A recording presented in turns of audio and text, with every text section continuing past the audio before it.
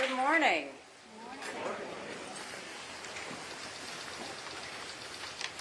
It's a beautiful day in the Granite State. Well, thank you, Neil, for that introduction. You know, when I announced my candidacy for president, I laid out a vision for a strong and proud America. This isn't just a slogan.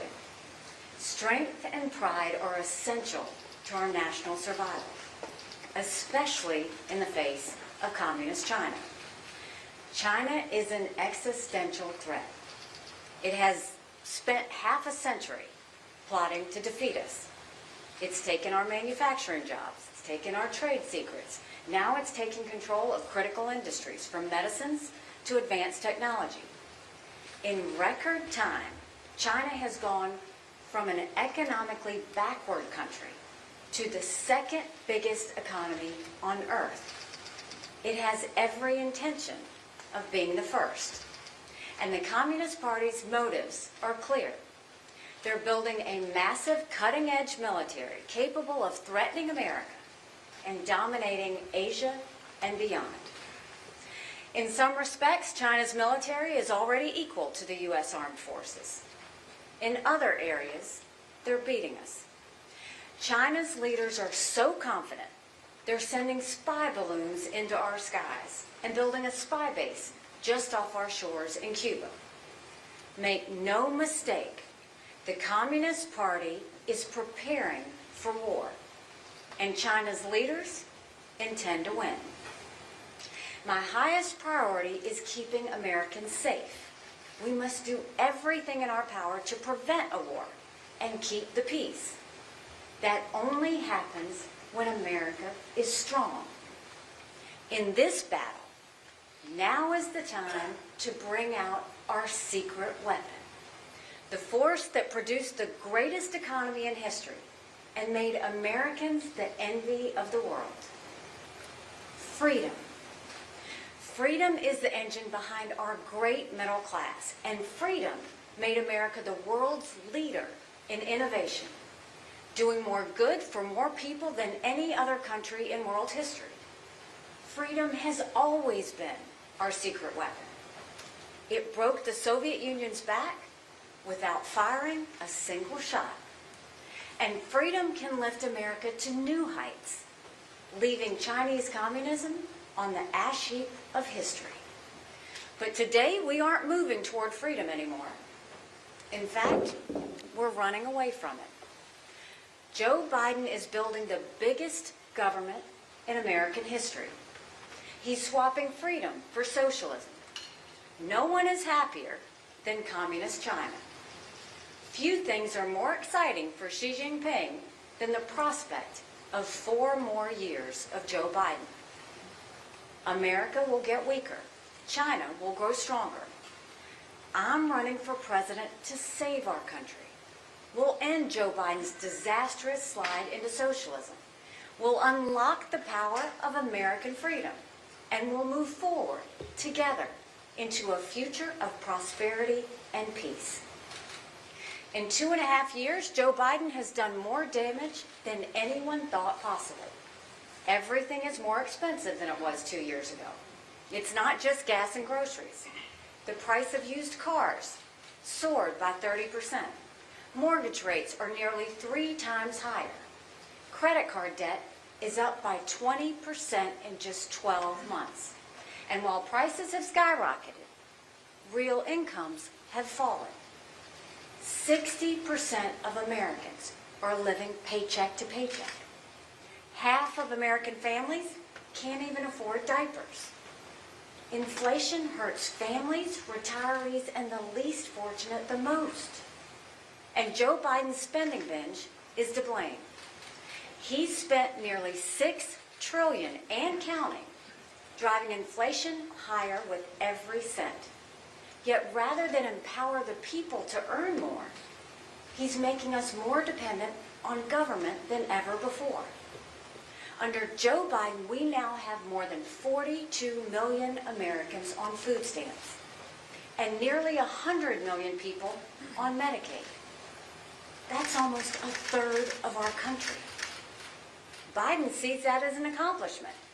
He actually blocked states from moving people from welfare to work. And he put 20 million people on Medicaid who aren't even eligible, then stopped the states from taking them on.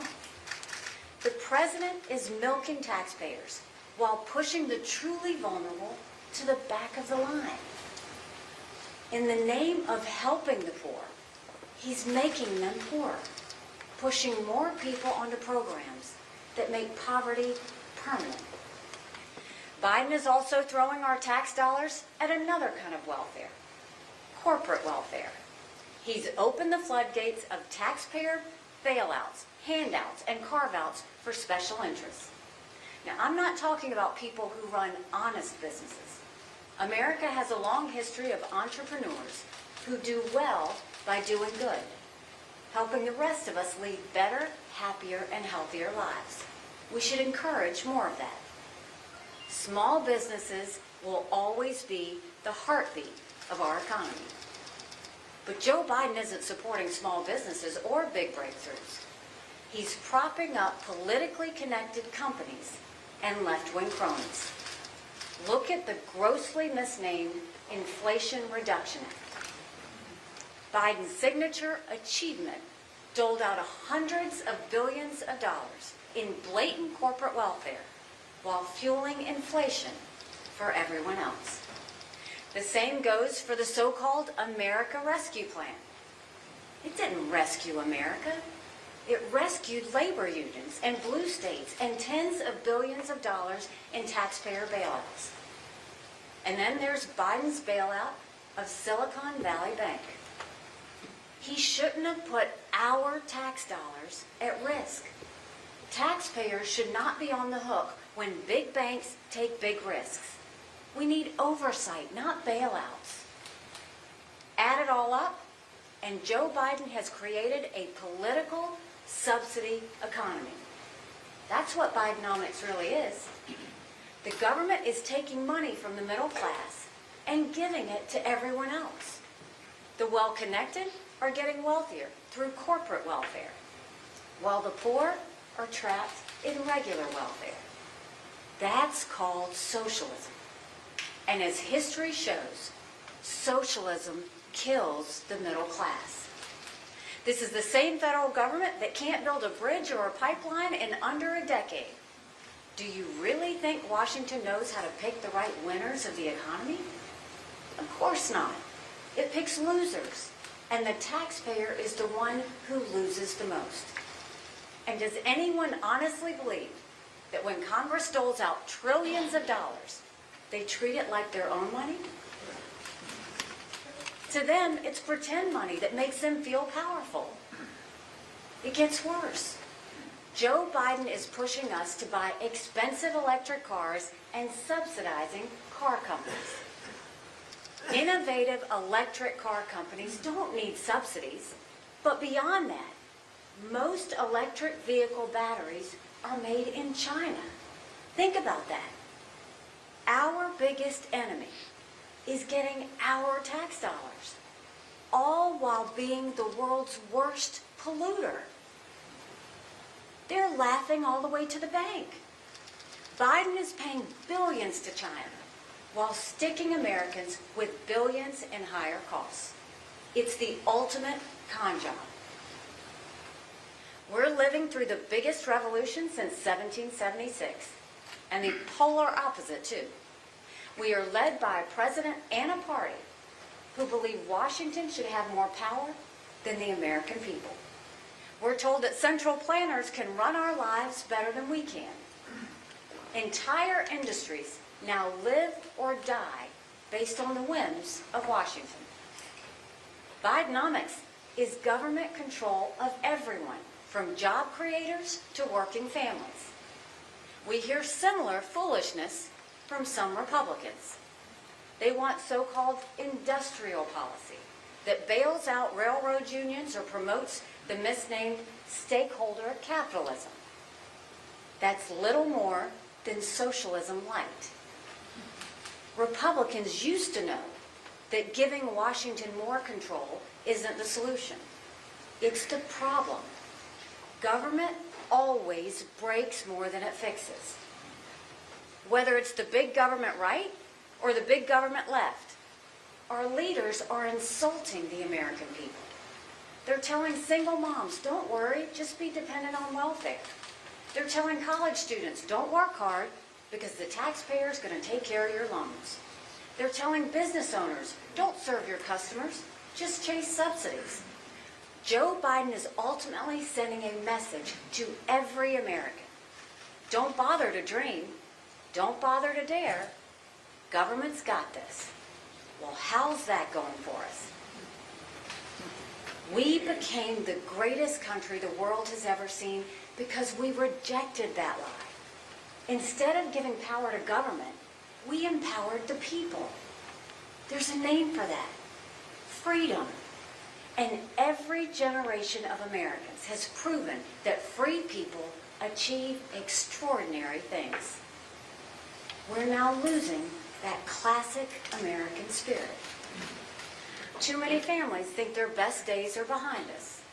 Nearly 80% of families don't believe that our children will live as good of a life as we have. That's tragic. But it's only true if Washington keeps controlling us. It's time to return our country back to its rightful owners, us, the American people. Our future depends on regaining our freedom. Americans are tired of working for Washington. It's time for Washington to start working for us.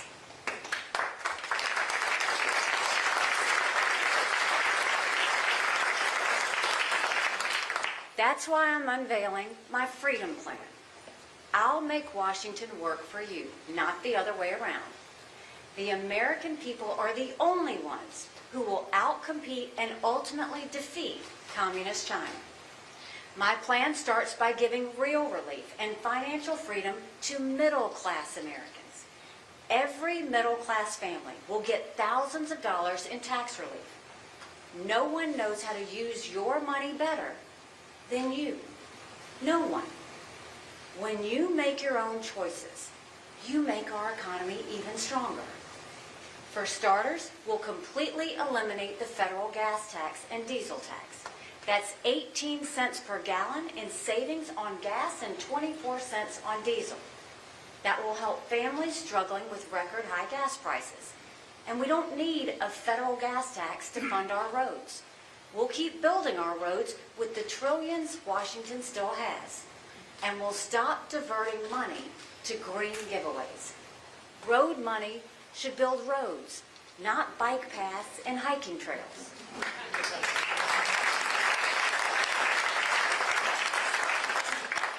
But killing the gas tax is just a modest beginning. We'll cut income taxes for working families. The middle class should have fewer brackets and lower rates. Washington likes to make everything more complicated than it should be.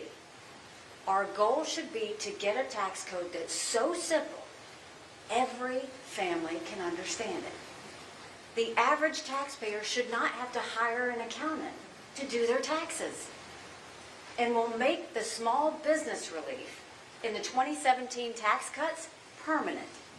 It makes no sense that small businesses got temporary relief while big businesses got permanent help. We need to help Main Street create more jobs, give bigger raises, and make our families strong again. My tax cuts will put thousands of dollars in middle-class families' pockets. But there's another side to this. The tax code has too many distortions. Look at the state and local tax deduction. It mostly benefits high-income people in high-tax states. An honest and fair tax code would not do that. It's wrong for Washington to force a working-class family in Tennessee to subsidize a wealthy family in California. We should also eliminate Joe Biden's $500 billion in green energy subsidies. No more cash windfalls for China.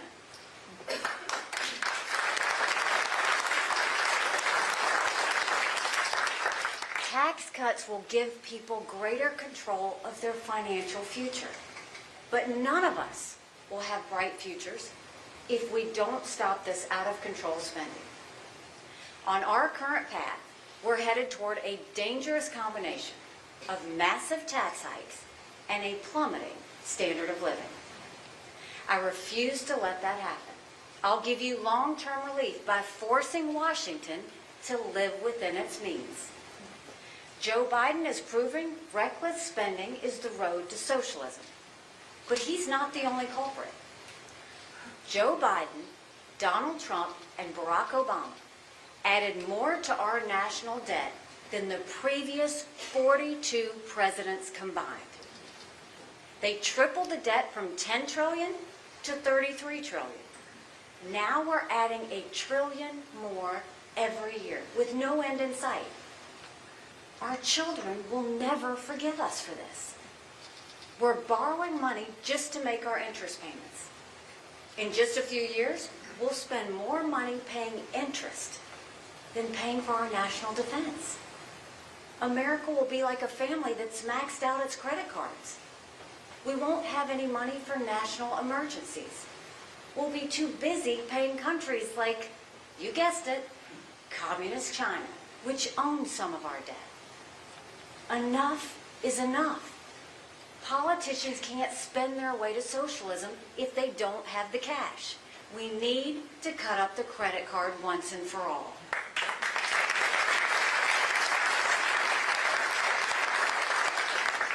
Every family and small business has to balance a budget. I balanced a budget as governor of South Carolina. Why is Congress the only place that refuses to do that? I won't rest until they do, and I will veto any budget that doesn't address our debt crisis. Some say this can't be done. They're mostly people who work in Washington. But that's what Washington wants you to think. It makes it easier for them and prevents them from changing.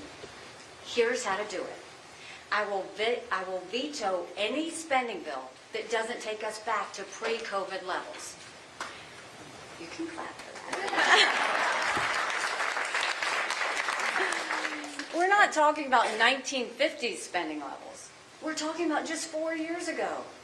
We had a massive, and in many ways a foolish explosion in spending during the pandemic.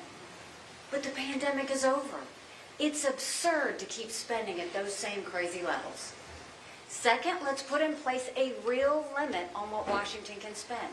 Federal spending should not rise to larger percentages of our economy. If a business kept spending more than it made, it would go broke. I refuse to let Congress spend America into bankruptcy. And when I'm president, special interests won't get a penny in taxpayer bailouts. The taxpayer deserves transparency and accountability. Our national security demands it. Joe Biden's debt and deficits are weakening the dollar and empowering Communist China. I believe in a strong dollar. Spending discipline, together with a restrained monetary policy, will make our currency and economy dominant once again. Congress won't like this tough love, but they need it. In the past 40 years, Congress has passed a pathetic 4 budgets on time. 4 in 40 years. And when they do take up a spending bill, they do it all wrong. They write 5,000-page bills behind closed doors and then pass it in a day. Most don't even read what they're voting on.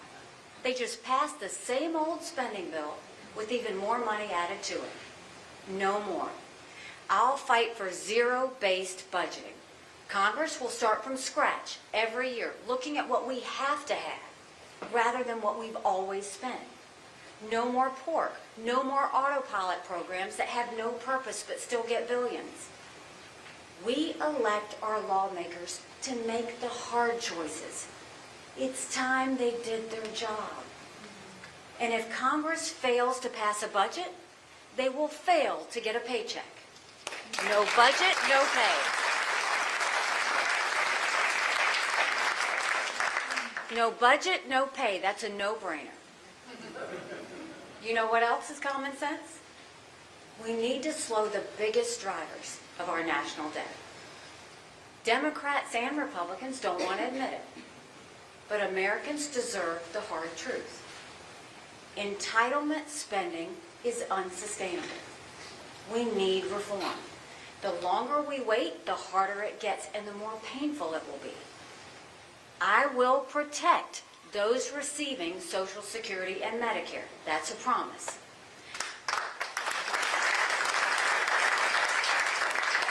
We'll keep these programs the same for anyone who's in their 40s, 50s, 60s, or older, period. And we'll preserve Social Security and Medicare for the next generation. I'll limit benefits on the wealthy. I'll expand the Medicare Advantage plans that seniors love and increase competition. And I'll raise the retirement age only for younger people who are just entering the system. Americans are living 15 years longer than they were in the 30s. If we don't get out of this 20th century mindset, Social Security and Medicare won't survive the first half of the 21st century. I recognize that Social Security and Medicare are the last thing the political class wants to talk about. Well, I just did it. Any candidate who refuses to address them should be disqualified. They'll take your vote and they'll leave you broke. If we do nothing, Social Security will be bankrupt in 10 years. Medicare will be bankrupt in 8. We need leaders who are going to fight for you, not themselves. For that matter, we need a leader who will stand up to Democrats and Republicans. Republicans talk a big game, but they're nearly as reckless as the Democrats on spending. Donald Trump added $8 trillion to the national debt. And Republicans in Congress brought back earmarks and pork projects only 10 years after killing them. Republicans put in $7.4 billion in special interest earmarks in this 2024 spending bill. $7.4 billion. Democrats put in $2.8 billion. So you tell me, who are the big spenders now? All of them. And I'll hold them all accountable. As governor of South Carolina, I fought Republicans and Democrats to bring fiscal transparency and discipline to our state. They didn't like it, but we did it anyway. It's time to do the same in Washington.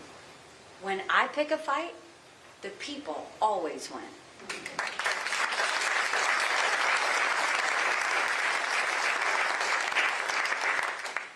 Fiscal sanity and tax relief will empower every American to charter a better future. Yet the Freedom Plan doesn't stop there. I will stop Washington from controlling you ever again. I want to be clear on what I mean. Republicans always talk about cutting red tape, but we're way past that now. We need to take more drastic measures. The federal bureaucracy is unelected, unaccountable, and running riots over our rights. We have to put the people back in charge.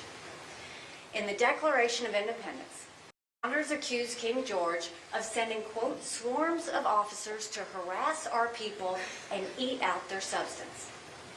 But the British had nothing on Joe Biden. He's trying to control the light bulbs we use, the cars we drive, the stoves we buy, and countless other parts of our daily lives. Biden's regulatory avalanche has already cost families and job creators more than $400 billion in higher prices, with billions more on the way. But not for long. Under my plan, we won't just have term limits for politicians.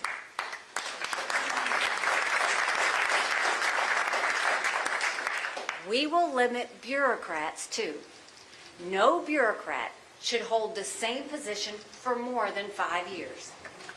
This will make them better public servants when we rotate them and avoid the politics and the power fiefdoms that corrupt our government. And we should be able to fire those who are not performing.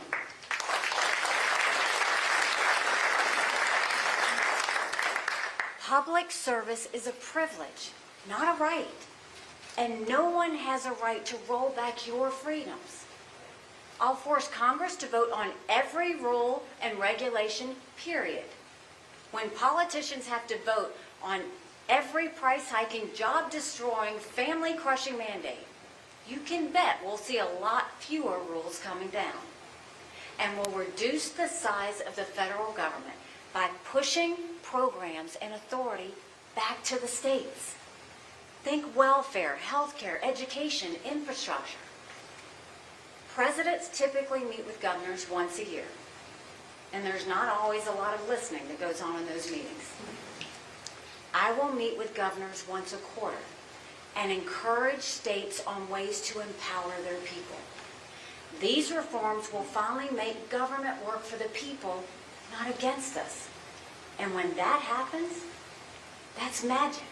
There's no limit to what we'll achieve. Here's just one example. Imagine if Washington supported American energy instead of stifling it.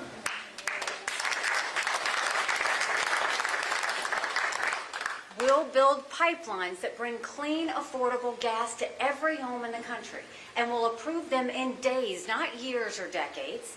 We'll drill so much oil and gas, families will save big on their utility bills. Energy independence is just the start. We'll be energy dominant. We won't play by the rules of oil dictators from Russia, Iran, and Venezuela, because they'll be playing by our rules. And it's not just energy. When we restore Washington to its rightful place, we'll enter a national renaissance. The American people are infinitely creative and fundamentally trustworthy.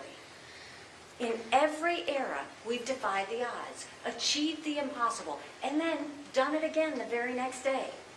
We made our nation the richest and most successful country on earth, not by believing in government, but by believing in ourselves and one another. Joe Biden thinks he's protecting you from yourself. I trust you. I believe in you. A citizen of the United States is the most inspiring and impressive person in the world. You deserve the freedom to prove it once again. The Freedom Plan will bring America back. It will usher in a booming economy, the kind Communist China can never compete with, much less defeat. I know it will work because it already has.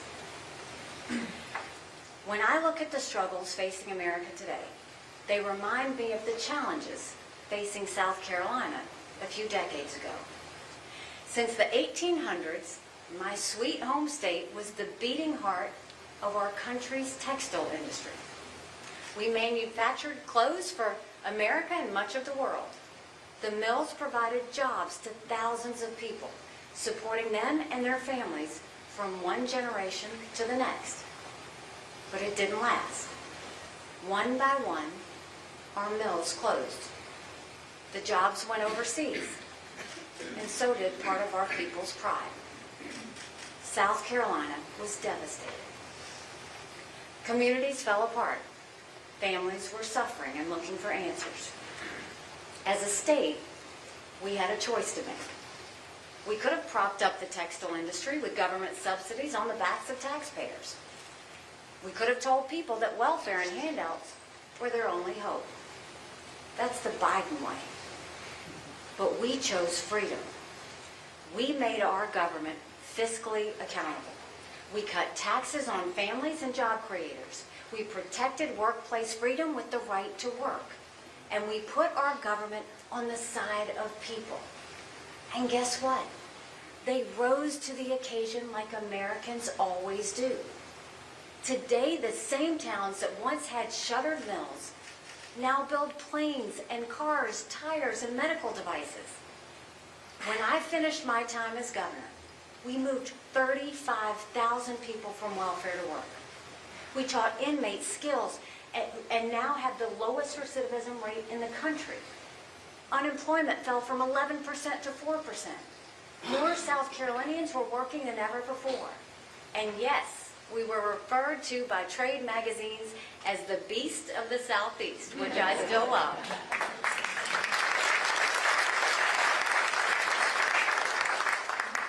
I know in my heart, if we did it there, we can do it across our entire country. We just need vision, discipline, and determination. I'll do my part as your president. And I know the American people will join me and inspire the world all over again. Together, we'll move forward into a new era of big ideas, better jobs, and the boundless optimism that lifts up everyone, not just a select few. The dark days of bidenomics with its sky-high inflation and interest rates, struggling families, special interest handouts, and failed socialism will fade into a distant memory as a hard lesson learned. A new birth of freedom will benefit every American.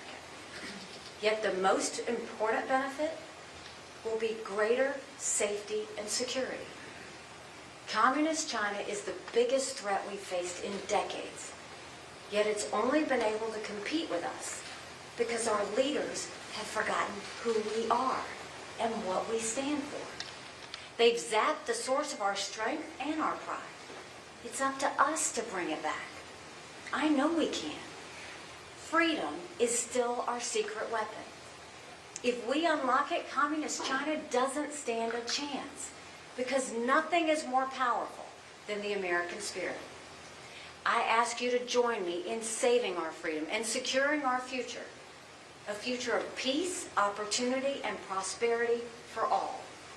When we join together in this effort, I know and I promise you, our best days are yet to come. Thank you very much, and God bless you.